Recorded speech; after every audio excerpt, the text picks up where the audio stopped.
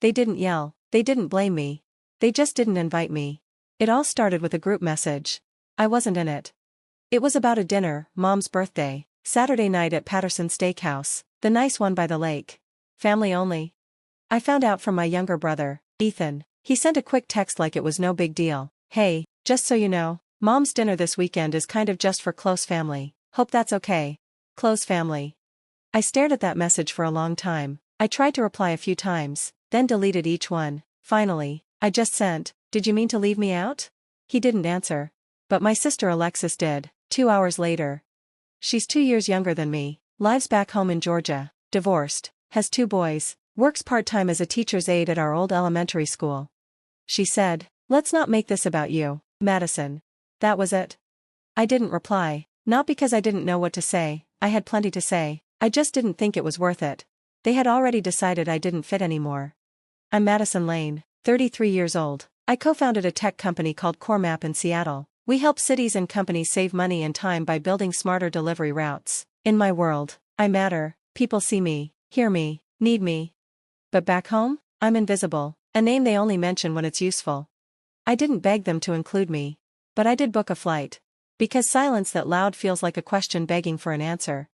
I left Georgia at 21, no money, just a laptop with a broken hinge, 2 suitcases, and a one-way ticket to Seattle. Dad didn't say goodbye.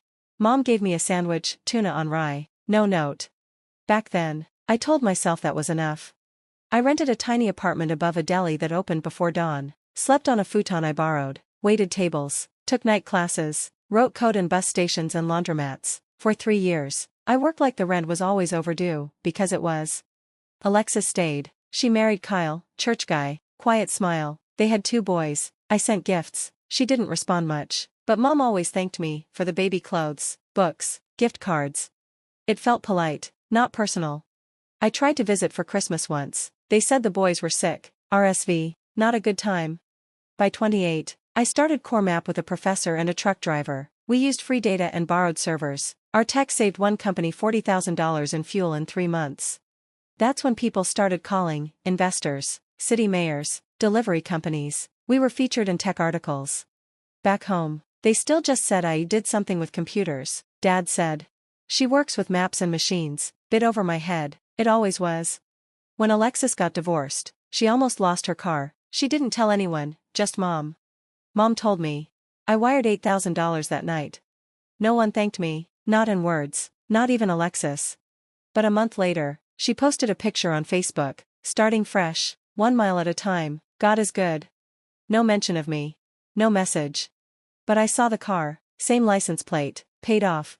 That's when I realized something had changed. Not in me. In them. They didn't cut me out completely, not with drama. They just quietly erased me, little by little. And the first person to do it was the one I helped most. Alexis. Monday morning came like most do, early, quiet, too much coffee. At CoreMap, we start the week with stand-ups at 6:45 a.m. No fluff, just clarity. We operate lean, even now, especially now. After the meeting, Mara from HR caught me near the elevator. Your noon onboarding session has 5 new hires. One of them is from Georgia, actually, Nathan Wells. I paused. The name was familiar, but only faintly, like hearing a song you used to hum as a child but haven't thought of in decades. Then it clicked. Nathan, Alexis's boyfriend, the one who showed up in her holiday photos last year, wearing flannel and a quiet smile, the one the family called solid, sweet, safe. Safe men are favored where I come from.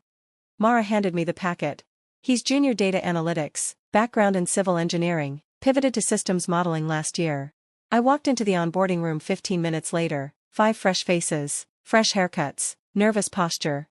One of them flinched ever so slightly when I said, "Good morning, I'm Madison Lane, co-founder and COO, welcome to CoreMap."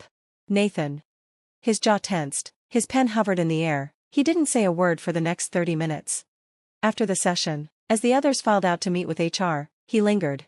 "Mississippi Lane, Madison," he said. "Madison's fine, unless you plan on making the onboarding difficult," I said, almost smiling. He laughed, nervous, hands in pockets. I didn't realize it was you. Alexis never mentioned you ran the company. She doesn't mention me much at all." He nodded slowly. "I guess I didn't connect the dots." I waited. "Is it weird that I'm here?" he asked. Working for you, I mean. Only if you make it weird. That seemed to lift a weight off his shoulders. Okay, cool, I mean, I really wanted this job. You all are doing amazing work. Then focus on that, I said, and you'll be fine. He smiled, genuine this time, not performative. As he walked out, I felt something shift, not in him, in me. Someone from their world had stepped into mine. And for the first time, didn't look away. It was Thursday when the post went up. Alexis's Facebook, public, no tags. Just a photo of mom smiling, wide, cheeks pink, framed by gold balloons that read 60. The caption read, "Can't wait to celebrate this beautiful woman this Saturday. Family is everything." I stared at it longer than I meant to. There were 38 comments within an hour, cousins, church friends, old neighbors.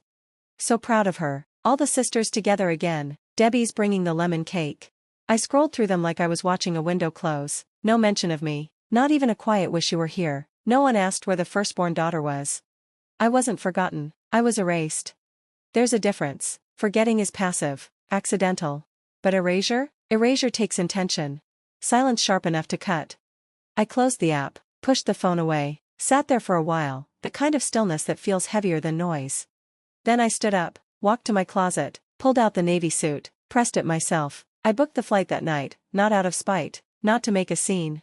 I just needed them to see. Note à résumé, not a headline. Me. Not who they remember, who I actually became. They didn't ask me to come. But I wasn't going to let absence tell the story this time. Georgia smelled the same as it always had, like fresh lawn clippings, old pine, and air heavy with memory. I checked into a modest hotel just past the town limits. No frills, no chatter, just a clean bed, a working lamp, and silence I didn't have to earn. I answered a few messages, steamed my suit, and placed the envelope on the nightstand. White paper, no markings, just weight. Inside were 2 first-class tickets to Alaska. My mother once said she wanted to see the northern lights before her knees gave out. She'd said it in passing, 30 years ago, over a cracked mug and store-brand tea. I remembered. I always remembered. Patterson Steakhouse hadn't changed since my high school graduation dinner, same brown awning, same host with the pocket square, same piano cover looping in the background. I arrived a little after 7. The hostess blinked when I gave my name, looked down, the list. Hesitated, then gestured gently. Back room to the left, private party. The laughter reached me first. Silverware tapping, glasses clinking. The uneven rhythm of people who hadn't thought about who might be missing. Then I stepped in. My mother was at the center of a long table, radiant in royal blue, framed by cousins, neighbors, old friends. Her smile looked earned. Next to her sat my father, arms crossed, like a man posing for a portrait. Alexis sat to her left, her boys fidgeting, cheeks flushed with sugar. And at the far end, near the window, Nathan, silent, watching. The room didn't stop all at once, it paused in pieces. One cousin glanced up. An uncle froze mid-bite. The murmur dimmed until there was nothing but ambient tension. Then came the voice I expected, louder than necessary, and exactly in character. "Well," my father said with a half-smirk, "look who decided to join us." I didn't answer. Didn't even look his way. Instead, I walked to my mother, steady, unhurried. I leaned down, placed the envelope gently on the table in front of her. "Happy birthday, Mom," I said. "I hope it's as beautiful as you are." She looked confused at first, as if my presence had come without warning or precedent. Her hands hovered before picking up the envelope, cautious, like it might dissolve. When she opened it, her fingers trembled, her breath caught, the silence grew denser. She looked up at me, eyes wide, mouth forming a question she didn't voice. Just one word made it out, Alaska. I nodded. "You once said you'd never been. I thought it was time." She swallowed hard, tears brimming but not falling. Her hand reached out, not to grab, but to anchor. And from the other side of the table, my father exhaled in that way he does when he's uncomfortable but wants control. "Still love making an entrance, don't you? Always have to turn it into your show." The words didn't sting, not this time, because the room wasn't only looking at him anymore. The silence didn't break, it shifted, not shattered like glass, but bent like heat, uneasy, visible, hard to name. My mother held the envelope in both hands like it might slip through her fingers. Her lips parted again, but no words came, not yet. Across the table, Alexis's fork rested awkwardly on her plate, untouched since I'd walked in. Her boys squirmed beside her, sensing what adults refused to say. And then there was Nathan, still seated at the far end, one hand around his water glass, knuckles pale, He was watching me, not confused, not shocked, just waiting. My father, unfazed, took a sip of wine, cleared his throat like he was getting ready to toast. Nice gesture, he muttered. Still prefer postcards myself. It was the kind of line that once would have drawn a laugh, a polite one at least. This time, no one moved. Then Nathan stood, not abruptly, not like a man fueled by drama. He simply rose, straightened his collar, and looked straight at my father. She didn't make this about herself, he said, voice steady. You did. My father blinked. A cousin leaned slightly forward. Nathan didn't look away.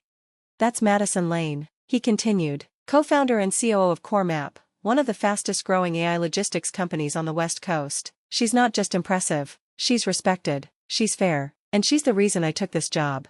Now every head turned, some toward me, some toward Alexis, whose face had flushed a shade paler. Nathan glanced at her, then back at the room. I applied months ago, before I ever connected the name, and when I realized who she was, I was proud. I still am. The silence in the room shifted again. This time, it leaned. He wasn't finished.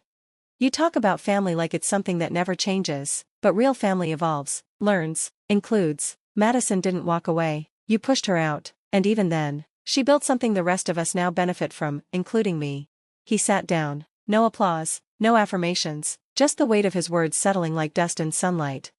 I looked at my mother. Her eyes hadn't left me. Her hand still rested on the envelope like it was a lifeline. She didn't speak. She didn't need to. I turned to Alexis. She didn't look back. She was staring into her water, jaw locked, lips thin. The boys beside her didn't ask what was happening. They already knew. My father was still, not stiff, not angry, just still, and for the first time in my life, I saw him without the armor, no role to play, no sarcasm to hide behind, just a man staring at something he'd spent years pretending wasn't there. I reached for my bag, rose from my seat. I won't stay long, I said quietly to my mother. I just wanted to see you smile. She reached up, squeezed my hand with both of hers. You did, she whispered. As I turned to leave, my heels echoed against the tile, not loud, but unmistakable. No one followed, no one called my name, and that was fine, because this time, I wasn't leaving in silence, I was leaving seen. That night, I didn't cry. I took off my heels, ordered grilled salmon from room service, and opened my laptop. The Q2 forecast was steady. Our new routing models were outperforming expectations. 2 municipal contracts had just cleared legal. On paper, everything was fine. At 9:40 p.m., the hotel phone rang. The front desk clerk said there was a woman asking for me, said her name softly. My mother. She arrived holding a plastic container wrapped in a dish towel. Inside were lemon squares, her signature, uneven edges, cracked sugar tops, soft and sweet, and utterly hers. She lingered at the door, unsure if she was allowed in. I let her. She looked around the room like she was seeing a piece of me for the first time, said something quiet about how I always liked clean spaces. I replied she always liked sugar. We both smiled, not wide, not warm, just enough. We didn't mention the dinner, not yet. Instead, we talked about Alaska. I described the cruise, small, quieter, built for watching sky instead of shopping. She asked more questions than I expected, about the company, my team, the work. She wasn't just filling space, she was trying. Eventually, her hands folded in her lap, her voice dropped. She said she hadn't realized how much I'd been carrying all these years. I told her no one had asked. She nodded, not to argue, but to accept. Said they'd tried to keep me small because it made me easier to understand. She called that a mistake. I didn't rush to forgive, but I didn't push her away either. She asked if she could visit Seattle sometime. I said yes. 4 days later, my phone buzzed with Alexis's name. I hesitated, answered. She didn't waste time with pleasantries, just said she wasn't sure why she called, or maybe she did. Nathan had told her everything, not just what he said at the party, but how he described me afterward, how I carried myself, led, showed grace under fire. It shook her. She admitted she had never thought of me as someone strong, just someone stubborn, said my leaving had always felt like abandonment, but now she wondered if it had been survival. I let her speak. I let the silence fill the space between her realizations. She told me she used to resent me for changing while she stayed still. It made her feel small. I told her she wasn't small, just still becoming. She exhaled like letting go of something she didn't know she was holding, said Mom wanted to visit me, then added softly that maybe she did, too. I said they were both welcome. Right before she hung up, her voice caught again. She told me she was proud of me, not just for succeeding, but for never making her feel less, even when she had tried to make me feel invisible. When I returned to Seattle that Friday, the hotel had left an envelope for me at the front desk. No return address, just my name in my father's handwriting, firm, exact, unmistakable. Inside, a single page. He wrote that I turned out different than he expected, maybe even better, said he didn't know how to apologize for the ways he'd underestimated me, that perhaps he didn't deserve to, but Mom had told him I was building something real. He said he believed her. And then this. You always had that stubbornness. I mistook it for rebellion. Turns out it was vision. No signature, no warmth, but no denial. And for a man like him, maybe that was all he could give. Maybe that was enough. That summer, I bought my first home in Marin County. It sat at the edge of the redwoods, sunlit, quiet, overlooking a curve of the bay where the water turned silver at dusk. The floors creaked in the right places. The air smelled like eucalyptus and salt. It wasn't grand. It was enough. On move-in day, the team surprised me with a gift, a framed canvas print, deep blue with white lettering. A quote I'd said once during a late-night planning session, half laughing, half exhausted, "Build so well they can't look away." It hangs above my desk now. Just beneath it, in a smaller frame, is a yellow post-it note, slightly curled at the edges, ink smudged at the corner. On it, written in Nathan's careful handwriting, were 4 words. "She's my boss." I never asked who saved it. I just knew it mattered. Not because it proved anything, but because it came from someone who had once been on the other side of the story and chose to speak up. The real story wasn't that I showed up. It's that I stayed steady long enough for the silence to collapse on its own. I didn't need to shout. Didn't need to reclaim a seat at the table. I built a better one. Then left the door unlocked. 5 years later, when my mother turned 65, we celebrated on my patio, under string lights and soft jazz. Alexis brought the cake. Nathan ran the slideshow. My father sat in the corner, quiet but present, watching. As the evening faded into dusk, he approached me, hands in his pockets, eyes soft, with something between memory and apology. He didn't say much. Just handed me an old photo, me at age 10, building a company out of shoeboxes and tape. "Smart Moves Incorporated" scrawled in red marker. On the back, he'd written, "Turns out you always knew." We stood there a while. Not as enemies. Not quite as family. Just as people finally seeing each other. I didn't come back to be forgiven. I came back so no one could say I disappeared. Not again. I didn't need to be welcomed back. I just needed the truth to stay in the room after I left. Have you ever returned not for forgiveness, but to prove you never left? If this spoke to something you've held in for years, just leave one word below. I will understand.